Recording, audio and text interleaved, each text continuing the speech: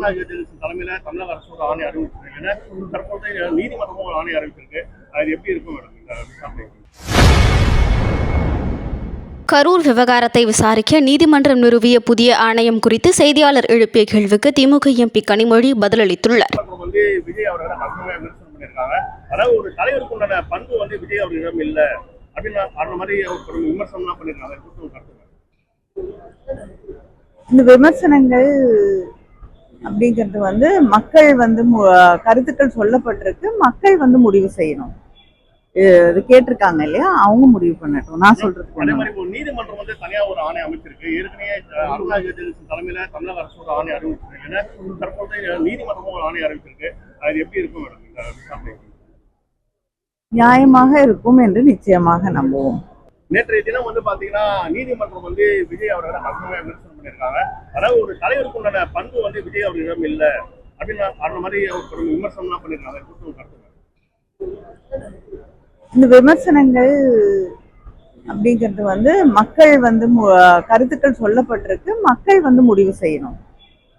இது கேட்டிருக்காங்க இல்லையா, அவங்க முடிவு பண்ணட்டும். நான் சொல்றது நீதிமன்றம் தனியா ஒரு ஆணை அமைச்சிருக்கு. ஏற்கனவே அருணா ஜெயலலிதா தலைமையில தமிழக அரசு ஒரு ஆணை அறிவிச்சிருக்கு. தற்போது நீதிமன்றமும் ஒரு ஆணை அறிவிச்சிருக்கு.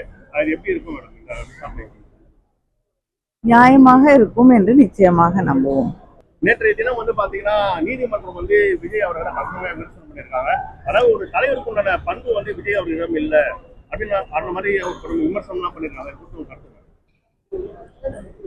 இந்த விமர்சனங்கள் அப்படிங்கிறது மக்கள் கருத்துக்கள் சொல்லப்பட்டிருக்கு, மக்கள் முடிவு செய்யணும்.